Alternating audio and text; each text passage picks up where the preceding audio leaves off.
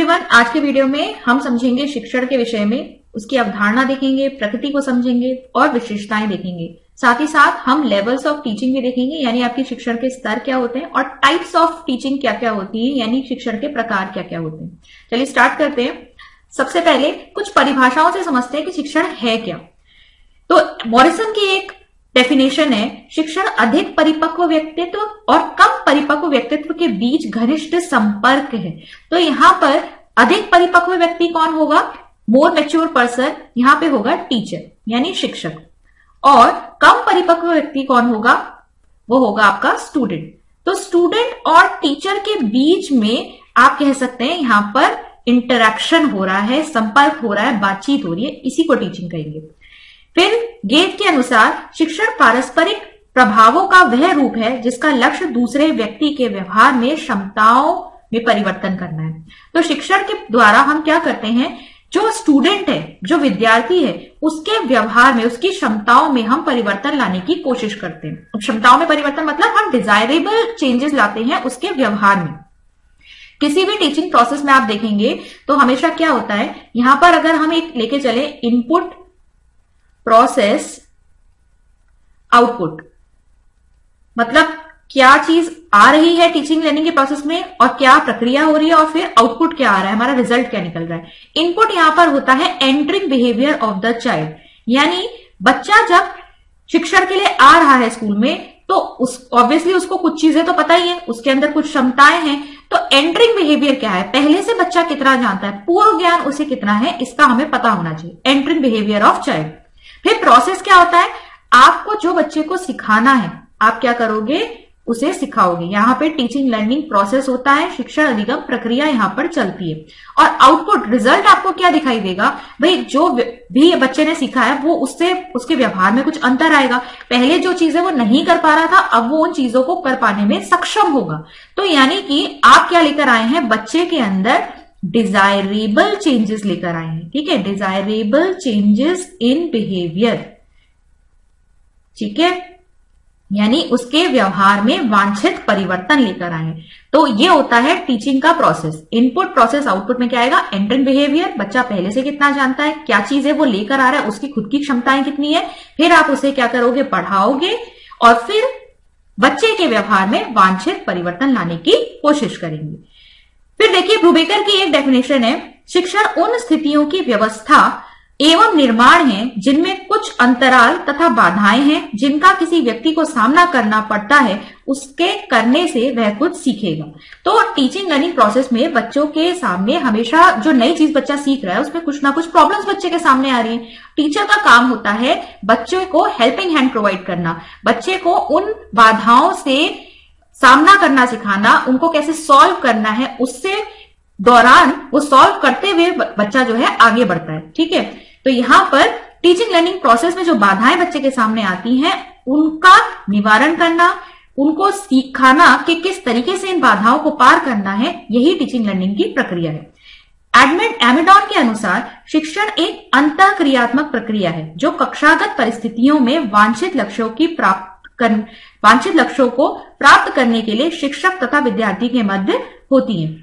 तो एमेडॉन की डेफिनेशन है कि शिक्षण क्या है, स्टूडेंट और टीचर, विद्यार्थी और शिक्षक के बीच में इंटरैक्शन हो रहा है, ऐसी अंतःक्रिया है जिसके द्वारा वांछित लक्ष्य, यानी वांछित लक्ष्य यहाँ पे क्या हुए, बच्चे के अंदर आपको क्या लाना है, वांछित परिवर्तन लेकर आने हैं उसके व्यवहार में। तो वांछित लक्ष्यों की प्राप्ति के लिए यहां पर यह अंतःक्रिया हो रही है। आगे बढ़ेंगे। रायबर्न के अनुसार देखिए शिक्षा में 3 केंद्र बिंदु होते हैं। अब रायबर्न ने क्या बताया, शिक्षा के 3 केंद्र बिंदु, शिक्षक यानी कि टीचर, बालक यानी कि स्टूडेंट, और तीसरा है पाठ्य वस्तु, जो कंटेंट पढ़ाना है। ठीक है, उसी के द्वारा तो आप बच्चे के सिखा रहे हैं और बच्चे के अंदर डिजायरेबल चेंजेस लेकर आ रहे हैं। शिक्षण इन तीनों में स्थापित किया जाने वाला संबंध है। तो शिक्षक, बालक और पाठ्य वस्तु के बीच में आपका जो भी आपका एक संबंध बन रहा है उसी को दर्शाता है शिक्षण। फिर स्मिथ के अनुसार शिक्षण कार्यों की एक ऐसी प्रणाली है जो अंतः पारस्परिक संबंधों के माध्यम से अधिगम लाती है। तो यहाँ पर शिक्षण के द्वारा हम क्या कर रहे हैं, ये इस तरीके का एक प्रोसेस है जिससे स्टूडेंट और टीचर के बीच में जो अंतःक्रिया हो रही है, जो बातचीत हो रही है, जिस तरीके से वार्तालाप हो रहा है, उसके माध्यम से आप बच्चे को सिखा रहे हैं। अधिगम का मतलब क्या होता है, सीखना। क्लास के शब्दों में कहें तो छात्रों के व्यवहार में परिवर्तन लाने के लिए प्रक्रिया के रूप में एवं परिचालन की व्यवस्था ही शिक्षण है। तो छात्रों के व्यवहार में आपको परिवर्तन लेके आना है। देखिए, हमें सब चीजों से यही बातें समझने को मिल रही है। ये अलग अलग राइटर्स ने अपनी अलग अलग डेफिनेशंस दी हैं, इनके द्वारा से आपको ये समझने में मदद मिलेगी कि शिक्षण है क्या। ठीक है, ऐसे ही डंकन की भी एक डेफिनेशन है, शिक्षण एक ऐसी विशिष्ट व्यावसायिक, विवेकपूर्ण तथा मानवीय क्रिया है जिसमें व्यक्ति सृजनात्मक एवं कल्पनात्मक रूप से स्वयं तथा स्वयं के ज्ञान का उपयोग अधिगम एवं दूसरों के कल्याण के समर्थन हेतु करता है। तो यहाँ पर शिक्षण के विषय में एक बहुत ही विस्तृत, आप कह सकते हैं बहुत ही डिफाइंड एक डेफिनेशन, एक बहुत ही वाइड डेफिनेशन दी है डंकन ने, ह्यूए और डंकन ने।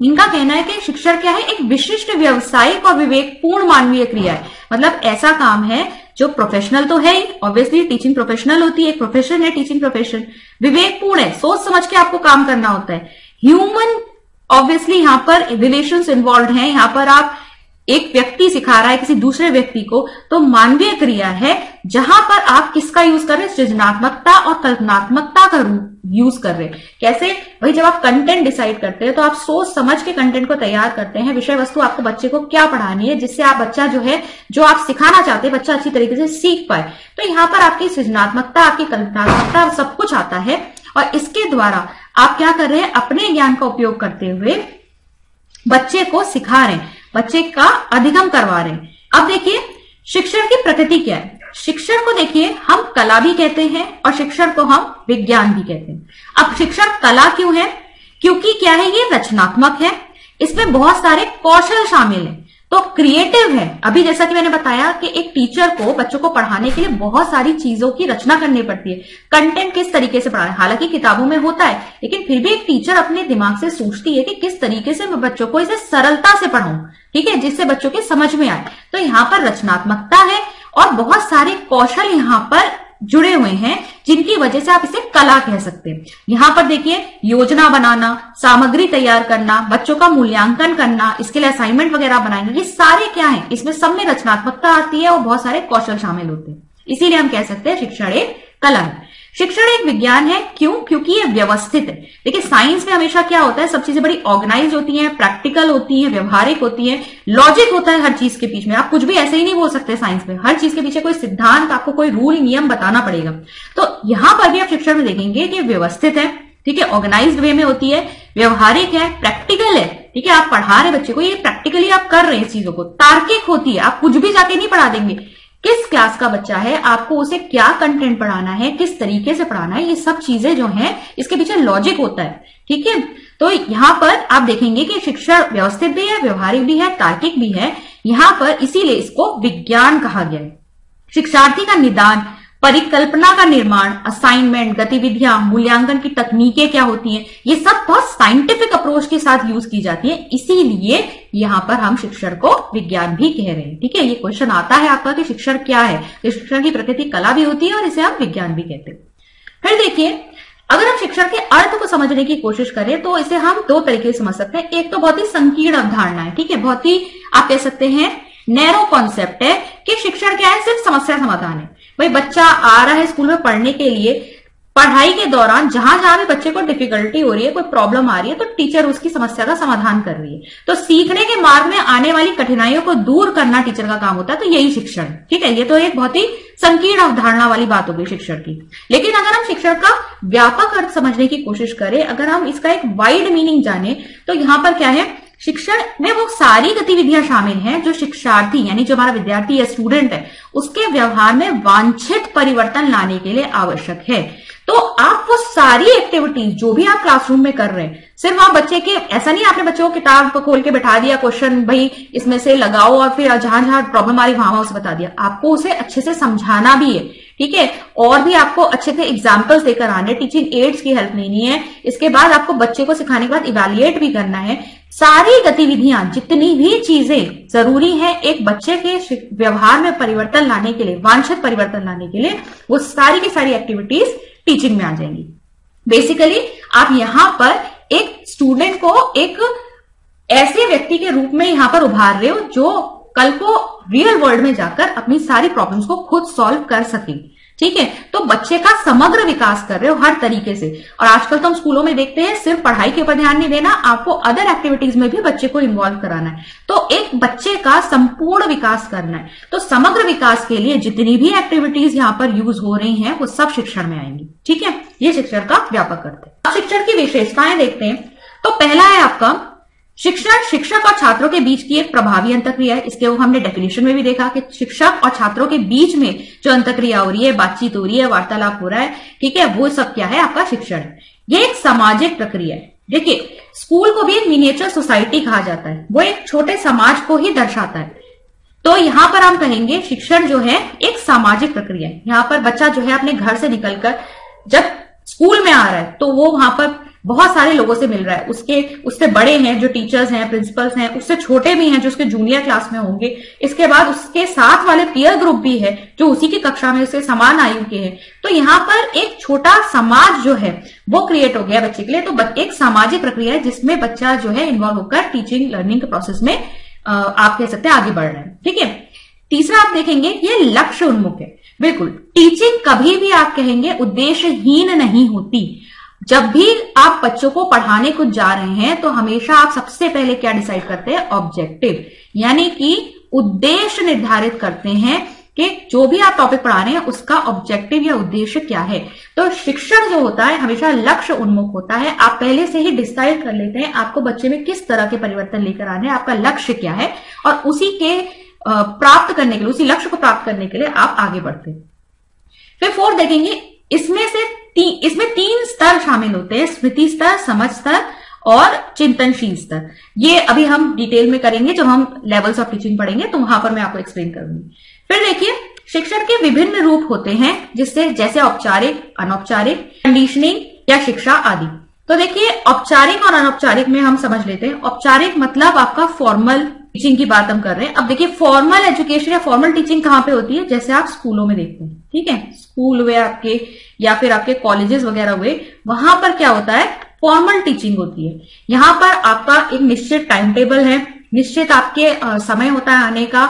इसके अलावा आपके पीरियड लगे हुए होते हैं, उन सब्जेक्ट्स होता है आपके पास, एक निश्चित करिकुलम होता है, पाठ्यक्रम होता है जिसे आपको 1 साल के अंदर पूरा करना होता है। टाइम टू टाइम आपके एग्जाम्स होते हैं, आपकी अटेंडेंस रिक्वायर्ड होती है, और एक पर्टिकुलर एज के बच्चे ही एक पर्टिकुलर क्लास में होते हैं। ठीक है, ये है फॉर्मल टीचिंग, जहां पर या फिर फॉर्मल एजुकेशन, जहां पर आप कहेंगे सारी चीजें जो हैं ऑलरेडी प्री डिसाइडेड है, पहले से ही तय है। अनौपचारिक प्रशिक्षण होता है जहां पर चीजें ऐसे डिफाइंड नहीं होती। ठीक है, इसको हम इंग्लिश में क्या कहते हैं, इनफॉर्मल। यानी स्कूल के अलावा आप कहीं भी आप देखेंगे ना, आप किसी भी से ऐसे रैंडमली कुछ भी सीख रहे हैं तो आपका इनफॉर्मल टीचिंग में आ जाएगा। मान लीजिए आपकी मम्मी खाना बना रही है और आप साइड में खड़े होकर सीख रहे हैं, तो वो इनफॉर्मल है। यहाँ पर ऐसा थोड़ा ना कोई टाइम टेबल है, कोई सब्जेक्ट है, आपको कुछ पर्टिकुलर चीजें सीखनी है, तो ये इनफॉर्मल है। कुछ भी आप इधर उधर किसी से भी सीख रहे हैं, आप साइकिल चलाना सीख रहे हैं अपने भाई या बहन से, वो सब क्या आ जाएगा, इनफॉर्मल टीचिंग में आ जाएगा। इसके अलावा एक और होता है तीसरा, हमने यहाँ पर मेंशन नहीं किया है, वो होता है आपका नॉन फॉर्मल। ठीक है, नॉन फॉर्मल जिसे हम निरौपचारिक कहते हैं। नॉन फॉर्मल में आपका आ जाता है जैसे कि आपके ओपन स्कूल्स हो गए, ठीक है, और आपके ओपन यूनिवर्सिटीज हो गई, ये सब आपके आ जाएंगे। अब इनमें क्या होता है, इनमें कुछ चीजें आपकी डिफाइंड होती है, लेकिन उसमें भी फ्लेक्सिबिलिटी होगी और लचीलापन होगा। जैसे कि डिफाइंड आपकी क्या क्या चीजें होती है, जैसे कि आपका कोई टाइम टेबल वगैरह नहीं होता, लेकिन आपको 1 साल के अंदर आपको एक पर्टिकुलर वो दिया जाएगा, सिलेबस दिया जाएगा, उसे आपको कवर करना होता है। डिफाइंड टाइम नहीं है। ठीक है, इसके अलावा आपकी रेगुलर अटेंडेंस नहीं लगती, आपको क्लासेस अटेंड नहीं करनी है। चाहे तो बस खाली संडे टू संडे जैसे कई जगह क्लासेस लगती हैं, आप वो जाकर अटेंड कर सकते हैं, अपने डाउट्स वगैरह क्लियर कर सकते हैं। असाइनमेंट्स होते हैं यहाँ पर। इसके अलावा आपका रिजल्ट तो होगा ही, एज का कोई यहाँ पर बैरियर नहीं होता है। जरूरी नहीं है कि आप किसी पर्टिकुलर एज में होंगे तभी आप इन कोर्सेज में एनरोल हो सकते हैं। कई बार ज्यादा एज के लोग भी ओपन स्कूल्स और ओपन यूनिवर्सिटीज से अपनी शिक्षा प्राप्त करते हैं। तो नॉन फॉर्मल में क्या है, यहाँ पर कुछ चीजें आपकी डिफाइंड होती है, लेकिन यहाँ पर बहुत सारी फ्लेक्सिबिलिटी भी होती है, तो ये नॉन फॉर्मल में आ जाएगा। इसके अलावा कंडीशनिंग, या अगर हम शिक्षण की बात करें, कंडीशनिंग में होता है जब आप हैबिट्स डेवलप करवाते हैं, ठीक है, हैबिट्स डेवलप करवाएंगे तो उसे आप कंडीशनिंग कहते हैं। हिंदी में कहते हैं इसे अनुबंधन। फिर देखिए, यह एक पेशेवर गतिविधि है। बिल्कुल, टीचिंग एक प्रोफेशन है जहां पर टीचर्स जो हैं प्रोफेशनल टीचर्स होते हैं। इसकी एक पर्टिकुलर, इसका एक पढ़ाई होती है, कोर्स होता है, जैसे कि आप लोग कर रहे हैं डीएलएड हो गया, बीएड वगैरह होते हैं, ये सब इसके प्रोफेशनल कोर्स है, इसकी डिग्री लेनी पड़ती है, तब आप इस प्रोफेशन में काम कर सकते हैं, ठीक है। तो यहाँ पर ये एक पेशेवर गतिविधि है। इसे शिक्षक व्यवहार और छात्र शिक्षक बातचीत के माध्यम से देखा जा सकता है। तो टीचिंग को आप किस तरीके से देखेंगे, टीचिंग लर्निंग प्रोसेस जब चलता है तो क्या होता है भाई, क्लासरूम में टीचर और स्टूडेंट के बीच में इंटरेक्शन हो रहा है, बातचीत हो रही है, वार्तालाप हो रहा है, तो शिक्षक के व्यवहार से और छात्र शिक्षक के बीच की बातों से आप टीचिंग को देख सकते हैं। यह प्रतिक्रिया तंत्र के माध्यम से परिवर्तनीय है, ठीक है। तो यहां पर एक फीडबैक मैकेनिज्म के द्वारा टीचिंग को मॉडिफाई किया जा सकता है। प्रतिक्रिया तंत्र मतलब आपने कैसा पढ़ाया, उस पर आपको फिर से क्या मिला, फीडबैक मिला, पृष्ठ पोषण कहते हैं, ठीक है। तो पृष्ठ पोषण आपको मिला कि भाई आपकी टीचिंग अच्छी थी या उसमें कुछ बदलने की जरूरत है, और उसके द्वारा आपने क्या किया, अपने शिक्षण में कुछ ना कुछ परिवर्तन लाए, ठीक है। जिस भी चीज की कमी आपको मिली, के फीडबैक मिला कि ये चीजें आपकी टीचिंग में हमें कम लग रही है, तो आप उसको क्या करेंगे, दोबारा से सुधारेंगे। तो टीचिंग जो है वो फीडबैक मैकेनिज्म या फिर पृष्ठ पोषण तंत्र द्वारा परिवर्तनीय होती है। यह एक भाषाई प्रक्रिया है। बिल्कुल, जब टीचर और स्टूडेंट के बीच में बातें हो रही हैं तो वो किसी ना किसी भाषा के माध्यम से हो रही है। जो कम्युनिकेशन, जो संचार हो रहा है, वो किसकी वजह से हो रहा है, लैंग्वेज की वजह से हो रहा है। तो ये एक भाषाई प्रक्रिया होती है। तो आज की वीडियो में हम इतना ही कवर करेंगे। नेक्स्ट वीडियो में हम कुछ और चीजें टीचिंग के विषय में डिस्कस करेंगे। आई होप आज का वीडियो क्लियर हुआ होगा। मैं मिलती हूं आपसे नेक्स्ट वीडियो में। Thank you.